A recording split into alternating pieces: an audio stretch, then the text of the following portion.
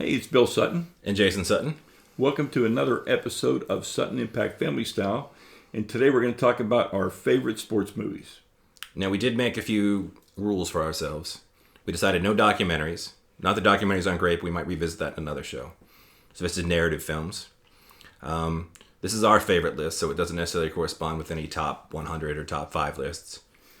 And we went fairly loose with sports. Yeah.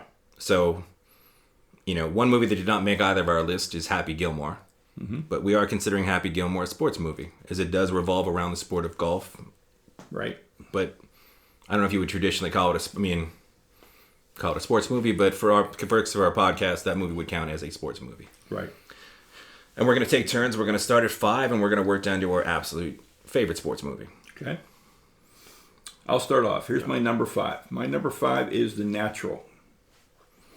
Now, I love the movie, but it has nothing to do with the book, The Natural. No. Because in The Natural, the book, it's a very dark tale about how a ball player who was hooked up with a prostitute took the money and threw the game. Huh. So it didn't have Glenn Close as the nice girl next door. It didn't have the dramatic home run to win. Exploding None lights. None of those things. He was a rat bastard, and he left and took the money. But that's the book. And I used to always trip up my college students at Robert Morris, and I had a sport literature course, and I used to say, tell me about the film, tell me about the book, The Natural, how did it end? And they always give me the movie ending. Nobody ever gave me the book ending. Because it's hard to believe. Once you've seen that, right, you say, well, they could never have written a book the other way. So I love Robert Redford in it. I love the characters in it. I love the Whammer. I love Robert Duvall in it. But I like it. It's enjoyment. It's a feel-good movie. But I don't rank it higher because of the just didn't stay true to the book. Okay, that's fair enough. Okay. For my number 5 movie, I went with The Longest Yard from 1974. Burt Reynolds. It's about a sadistic warden asks a former pro quarterback who's in prison for doing some really bad stuff outside. In the remake they made him a much nicer person, but he's not a very good person in the original film. When in prison, he's very self-centered, doesn't want to do anything. But he's asked to put together a group of inmates to take on a team with the guards. Now, basically, one of the things I love about this movie is that the football scenes are amazing because they use real football players. Burt Reynolds played at Florida State. Joe Cap. It was a lot of former NFL players. And when I looked at the behind-the-scenes documentary of this film, even that last play, as crazy as it is, they executed that play. It took them 17 tries to get it, but they did it. Now, it wasn't that the defense was playing 100% trying to stop them, but they had everybody playing football. Right. And they would run the play until they got the play that they wanted. So it didn't have to be a lot of helicopter spin tackles and close cuts. It was able to actually be what it was. And then the film itself is sort of a beautiful story about redemption. I guess it's from 1974, so I don't really feel like I'm spoiling anything if I give too many details. But essentially, he puts together a pretty great football team out of convicts. And there's some humor to be installed, obviously a lot of humor in it. It's pretty funny. You have cheerleaders as obviously being some of the men in prison, but they dress up as women. But the warden comes to, Burt Reynolds, and he tells him if he wins the game, he's going to extend his sentence. Make him stay in prison even longer. Mm-hmm. And as I established early on when I was talking about this movie, he's not a great person. What he did on the outside was pretty terrible. And he seems like he doesn't care. But it's this great story of redemption, and he decides, I don't care.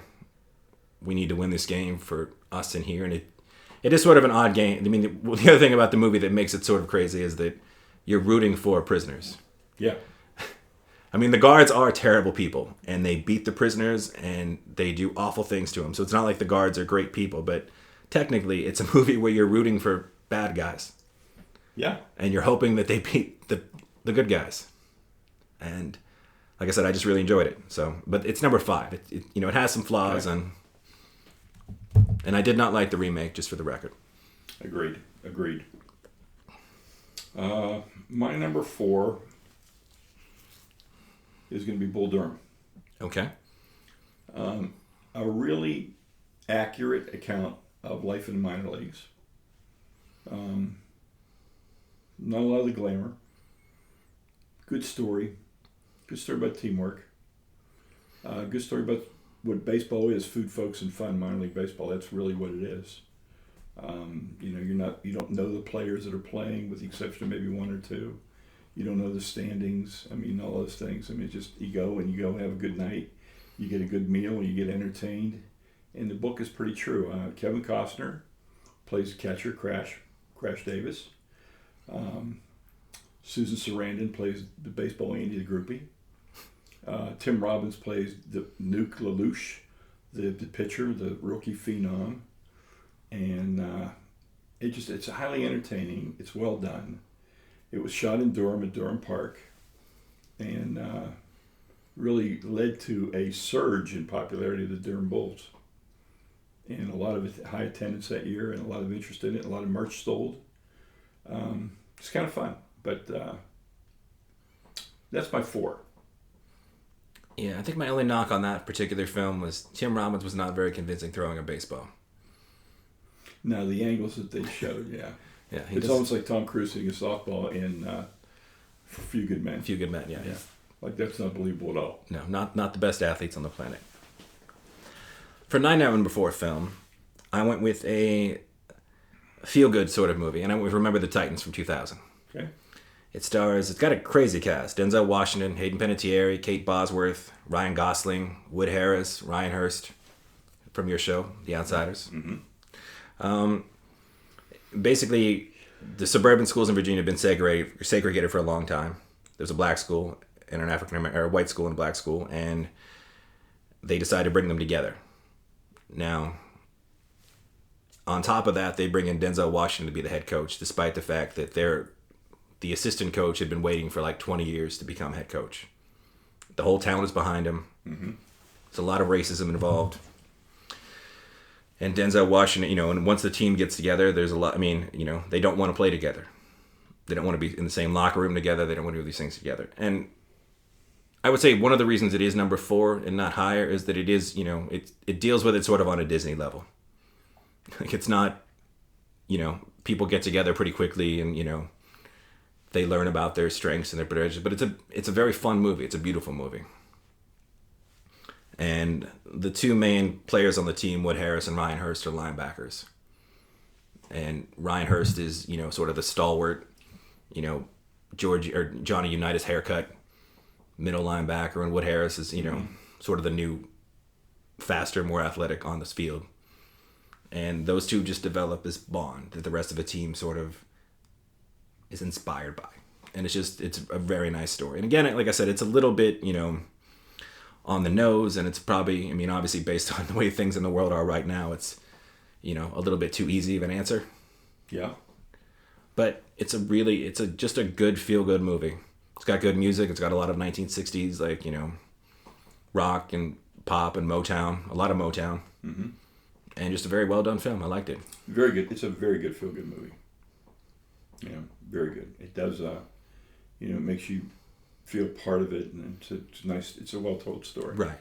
And you have clear good guys and bad guys and people you're rooting for. And again, it's a little too easy because people end up, the majority of the people in the movie do the right thing. Mm-hmm.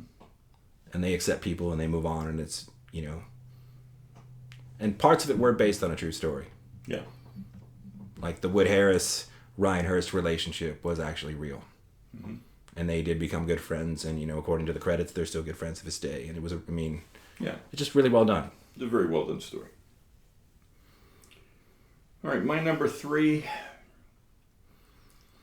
Field of Dreams, another Kevin Costner movie, based upon a book by W.P. Kinsella, who wrote a series of baseball fiction books. But A Field of Dreams, to me, addresses the place of baseball in society. And it does portray it as America's pastime and a beloved game, and so rooted in culture and so rooted in people. James Earl Jones, fantastic part in it. Burt Lancaster has a cameo as a Moonlight Graham who only batted one time in his whole life in the major leagues. Just a really interesting story. Ray Liotta's in it as a baseball player playing Ray Liotta. Supposed to be Shoeless Joe He's supposed to be. I think he's supposed to be Joe Jackson. I think he's supposed to be Joe Jackson. He's one of the Black Sox, but Right. He's just not. He's Ray Liotta. He's like semi-crazy, and you wonder why he's out there with these guys. Maybe he should just stay in the cornfield. But a very dramatic, feel-good story about how baseball can make us all feel good, and it's usually something I look forward to watching, putting on every April before baseball season, and watching that and feeling good about baseball in America. But Yes. not realistic, maybe. Not a realistic movie. But a real good tourist attraction in Iowa if you ever want to go to the Field of Dreams. Because they still have it there, They correct? still have it there. Can you pay to play on that field, or is that not? You pay to go stand and look at that field. Okay. And they have exhibition games going on. Oh, okay. And so you can sit there and watch games and be part of it and buy corn dogs and whatever else you want to buy. But just a really nice story. Kevin Costner can play certain roles. This is one of the roles he could play effectively. Very nice. Yeah. For my number 3 film, I went with Lords of Dogtown from 2005. I haven't seen this. I've never seen this. It's based on Dogtown and Z-Boys documentary, which is about sort of how the entire skateboarding scene started in the 1970s. Okay. And it's, the film itself is, a little bit overly dramatic with all the things that took place based on the book. But I think they had to add some Hollywood license. But it just sort of talks about, you had these, in the 1970s in California, like Santa Monica specifically, you had all these surfers that were looking to do things other than surf from time to time. Okay. And this was just, kids' skateboards. And they started doing street tricks with these skateboards. They started finding empty swimming pools in people's houses and breaking into their backyards and just skating in the pools. And it sort of gave birth to the entire skateboard movement. Okay. Which, it opened up, because at the time, like I said, skateboarding wasn't a sport. It was a kid's toy. Mm-hmm. And this was something they could do when they weren't at the beach. And they sort of launched it into this entire thing. Then they started working on the tech of the skateboard. Like, how can we make this better for what we do? And it spawned the entire skateboarding is still big today with the X Games. Like, I know it sort of maybe peaked in the 90s. Yeah. But it's settled into a spot where it's something that's on ESPN. It's always talked about as potentially being the Olympics. I mean, you've got the X Games basically built around skateboarding. And this is sort of the birth of that. And, it's got Heath Ledger and Emile Hirsch and some pretty good acting in it. And like I said, it's a little bit over the top drama. Probably they added a little more than there needed to be. But you also sort of see, it's also sort of a good clash between sort of, the spirit of what you're doing turning into the business of what you're doing. Because obviously, there's that whole, ride the waves, feel the waves, and, and on the skateboard, it's like, you just feel the pool, you surf the pool, you're doing the best tricks you can do. Mm-hmm. But then obviously people are like, well, we can turn this into a business. Yeah. We can make money off this. And then you have that sort of culture clash between, like you do with art and money and film and money and everything else. And it's like, and then obviously, once things start becoming businesses, people's feelings get hurt. Yes, and some people get left out because they're not ready for the business aspect of it. But I've always been a big X Games fan. And, I taught snowboarding for a year, which is obviously not surfing or skating, but it's very similar because it's on the snow, which is my preferred habitat in the cold. And it's a good movie. And also, like I said, Dogtown and Z-Boys, the documentary is also excellent. So now number 2. Number 2, and this was my number 1, and I've changed my number 1 now. So when I give you my number 1, you will not heard me say this before. Okay. But Hoosiers is my number 2. Based on a true story. Milan High School in Indiana, small school, wins the state championship against a team from Indianapolis, which really happened. But they call it Hickory High in the movie. Gene Hackman plays the coach. Fantastic job. Does a great redemption story of a guy that had been a coach and been in the military and came out and trying to get his coaching reputation back, and he had some difficult times. It's probably the only job he could get. I think he's got like 9 kids on the team. A real small town. The town is really invested in the basketball program. He's an outsider. They resent him. They try and take the team back from him. But the best player says he wants to play for this coach, and so everybody backs off, and he has a chance, and they win. Now, they lose some games during the year. They grow. They lose some players. Things happen, and it becomes pretty amazing story. One of my favorite Gene Hackman movies, because Gene Hackman has a distinctive edge in everything that he does, but he's also got a frailty, a humanity about him, an everyman quality. And I think that's what makes Gene Hackman believable to me. Some other interesting characters in the movie. Shooter. Dennis Hopper. Played by Dennis Hopper. An alcoholic father of one of the players, who we try and also redeem him. But just a well-done movie. It, to me, is, of all the sports movies, this is my number one feel-good movie. Okay. You can't help but feel good watching this movie, and the soundtrack and the music is very uplifting, and it's all just so well done, so well integrated, and it's usually in the top 3 or 4 of every list I've ever looked at. And I had as number one going into our discussion today, and I switched, and I'll surprise you with my one. Exciting. It is an excellent movie, and I think part of the reason I left it off my list is I wanted to make sure we got 10 distinct movies, but it's a great feel-good movie. And I'm actually picking a not as good feel-good basketball movie as my number 2. And that is 1998's He Got Game, starring Denzel Washington, again, and Ray Allen, of all people. Great basketball player, great human being. And he's not a bad actor.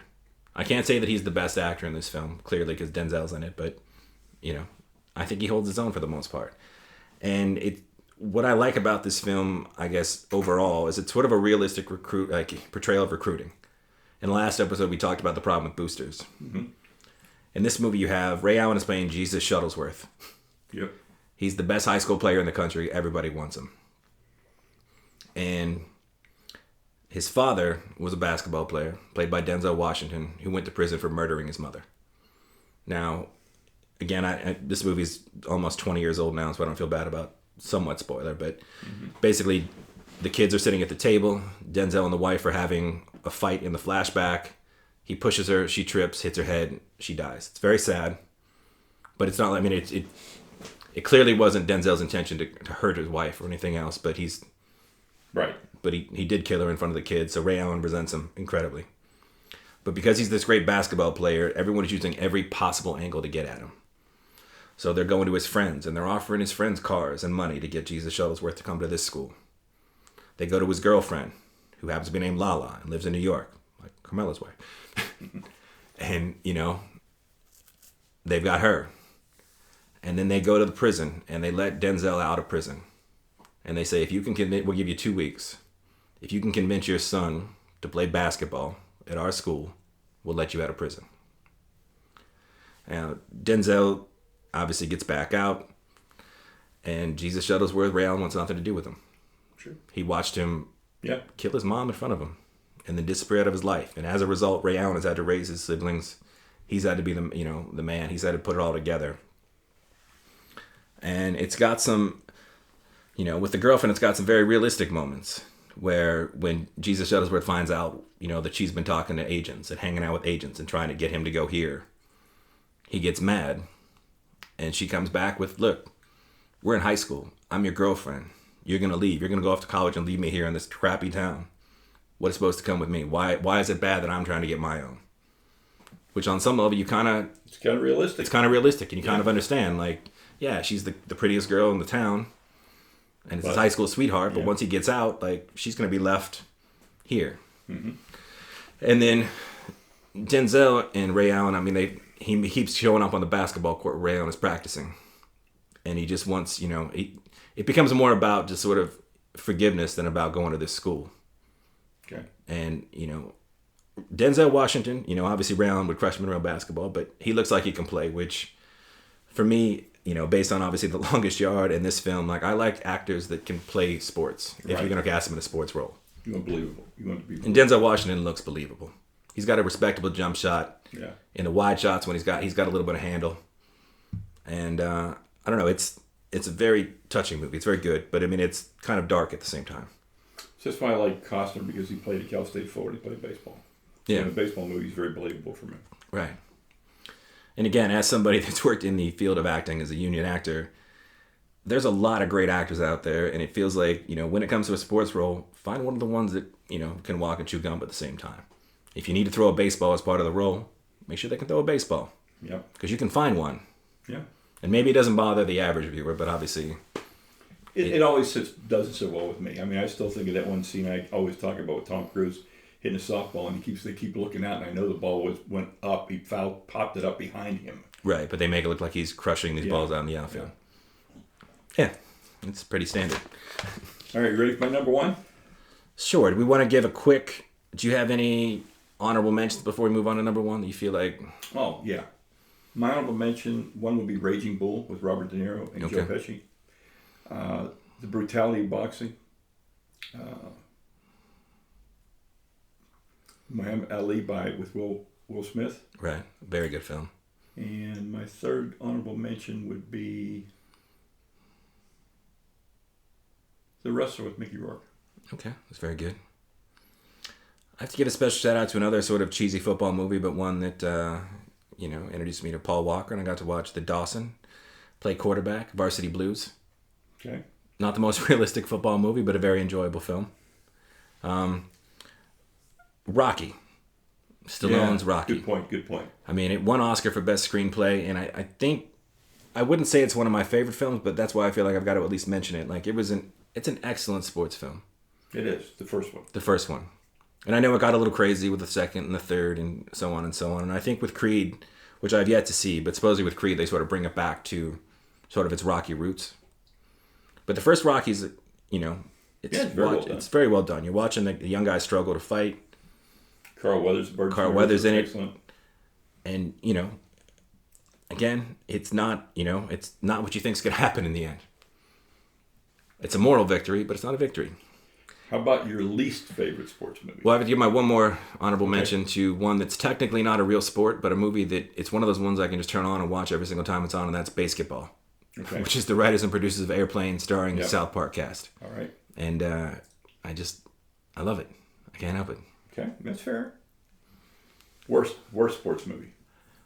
I think, and this is just a personal one based on my feeling about the whole concept, I dislike Moneyball. Okay. Because they say some things in there for dramatic effect. Like, it's not difficult to go from being a catcher to a first baseman. That's not one of the most difficult transitions in baseball. And again, I sort of feel like the Moneyball thing, like, he gets a slightly too much credit. It's not to discount analytics by any stretch. But you had three of the best young pitchers in baseball all come up at the exact same time. And you were playing in a bad division, and that's why you won the division. You didn't win the World Series, by the way. It wasn't because you made a few nice, pickups off the scrap heap of guys that you moved into your team that you said your analytics worked. Like, it had a lot more to do with Hudson, Mulder, and Zito being three of the best young pitchers in baseball, all becoming pitchers at the same time. Right. And again, it's, I don't discount analytics or its place, but I just sort of, I feel like it's become so overrated that it makes me dislike the film.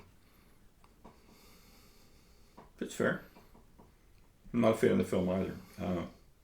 My least favorite sports movie is Rudy. Rudy? Rudy. But it's got Vince Vaughn. You love Vince Vaughn. I love Vince Vaughn, but it's about all I love about that movie. It's too over-exaggerated for something that happened, and they make it more than it ever was or ever could be. Right. When you talk about anybody at Notre Dame can tell you that 90% of that movie never happened. But here's a guy that made a career out of that movie. Yeah. In his life. So. That's true. So that's my most unfavorite. Okay, fair enough. And I left Caddyshack and Tin Cup and Slapshot movies I love. I left out the comedy ones just because I did. Okay. But I love Caddyshack. We might get to talk to that in a minute or so. We'll see. But my number one movie, which I have not heard yet. 1974's Rollerball. Oh. Okay. Which, when I researched it a little bit before the show, found that the year that's being portrayed in that movie is 2018. Huh. So next year. Next year. We got a lot of changes going on next year. But Rollerball, and don't get me started about that the remake awful of remake Rollerball with Rebecca Romaine or whoever else was in that. Yeah, they butchered that thing. But James Caan is a rebel. And this is a time in 1974 where there were a lot of movies where speaking out against society was the movie that you made in 1974. Right. So John Houseman's in it. Fantastic portrayal of the corporate power. But it's man against the corporations. Sport replaces war because there's no more war. There's no more nations. There's just corporations. There's an energy corporation, a food corporation, a transportation corporation. There's all those different kinds of things. But they use the sport as a way of keeping players down and getting everybody to get their synthetic violence, if you will. But James Caan rises above it all, and he beats the game, even though they keep changing the rules as they go further and further in playoffs. So the last rule was anything goes, and everybody gets killed but Jonathan E., the famous Jonathan E., the rollerballer. And so he triumphs, and probably, we know how the movie ends. The movie ends with him throwing his fist up in the air and everybody being afraid. But the assumption is that Jonathan Eve's just overthrown the world and shown that man is still man and you don't need to be corporations. But it's just so well done and so well integrated. And it's a pretty cool sport that they create with motorcycles and everything, roller derby kind of thing. It's a very believable sport. And I always said when I saw that, I said, people would pay to watch that. Yeah, without a doubt. Without a doubt, they would. But so that's my number one pick. And I've got a real strong emotional attachment to it. I've seen it hundreds of times. I know we used to own it on Laserdisc, and you showed it to us. With Maud Adams, and I can't remember what his sidekick's name was. But there's a lot of things that come up in it, like ethical dilemmas and everything. And it's just really well done. And sport is the metaphor for war and society. And I really like the movie. And I think that's what made the remake so disappointing, is that all the subtext was just lost. And they were just like, yeah, here's the sport. And it's like... And here's a bunch of chicks. Yeah. And here we go. Well, you mentioned my number one movie, and I did go with a comedy, despite the fact that I picked some other darker ones along the way. And I went with Caddyshack. And again, I debated, and I did Google whether it was a sports movie or not, and it seemed to be the consensus that most people agree that it was. I mean, there is a lot of golf in it. Mm-hmm. It does revolve around Danny and his quest to be... win the Caddyshack tournament to get a scholarship to college so that he can marry Mary. Mary? What's her name? I think it's Mary. But anyway, I mean, he's sort of the, on some level, though, that Danny is just sort of the straight man sort of walking us through all the chaos. And it's the brilliance of Bill Murray and Dan Aykroyd. And Rodney Dangerfield is just amazing in that film. And Ted Knight. And you just go down the list of just... And it's one of those comedies that just holds its weight. Like, it's still as funny today as it was back then. Like, it's not full of cultural references or of the moment jokes. Like, it's, just legitimately funny moments and amazing performances. Like Bill Murray, I mean, they still reference it constantly. Oh, without a doubt. And you still hear people like, of all ages making, the Dalai Lama joke. I got that going for me. I mean, there's just... Rodney Dangerfield, did I just step on a duck when there's the fart noise? Like, there's just so many things throughout that movie that are just fantastic. Chevy Chase is Danny's sort of golf mentor. And that the scene with Bill Murray and Chevy Chase was contrived. When Chevy's out playing golf at night, getting ready for the tournament. That was like an add-in trying to get that in there. And it was well worth it. And again, like I said, there is a lot of golfing in the movie, but I do concede that it's definitely not necessarily about golf. I mean, not that every sports movie is really about the sport itself, but maybe slightly less so than some of the other sports movies we discussed. But it's just, like I said, for a movie from 1980, it's still funny today. And I think anybody that watches it would agree that it's a funny movie. I mean, it's a little crude, so if you don't like crude humor, you might not enjoy it. But it's very crude. It's very crude. But as we sit here... I have my autographed Bushwood flag signed by Michael O'Keefe as Noonan and Cindy Morgan as Lacey Underall. Lacey Underall. And the girl we were trying to think of, Jason, is Maggie O'Hooligan. Maggie. Yes, not Mary. Yes. And there's a trivia question here. The girl who played Maggie also played a female lead in one of the most funniest comedies of all time. She's the only actress who appeared in both Caddyshack and Animal House, as she played the mayor's daughter. Oh, that's right. In Animal House. gets pushed home in a shopping cart. And she's pregnant. That's quite a career. Yes. And again, tweet us movies you feel like we left off that deserve to be, mentioned. Yeah. And bad ones too. If there's some that we, I think the problem with bad ones is there's just, there's quite a few. Yes. As you mentioned, the Rollerball remake, the Longest Yard remake. You can sort of go down the list. Getting on that, I like Trouble with the Curve, but primarily because I like Clint Eastwood. I like Clint Eastwood, and I like, was it Amy Adams? Amy Adams. And I like Amy Adams, and I love Justin Timberlake in it. I love the actors. The story was weak, and the other actors were weak, but those three were kind of fun, and that was a fun movie for me. Yeah. But I wouldn't say it's a great sports movie by any stretch. No, and like I said, there's some movies that there's sports in them, but it's hard to say. Yeah. Where you come down on the list of sports movies or not. And I don't know if Googling is this a sports movie really does it or not. No, I don't know either. But that is our list. We may visit documentaries at some point because it's a little more serious subject and takes a little more research. It's the best sports documentaries in our opinions, because there are just a lot of them. But that is it for this week. Next week we'll probably have a more traditional show. We'll talk about sports topics, but this was going to be a sports movie week. So until next week, I'm Jason Sutton. I'm Bill Sutton. Signing off.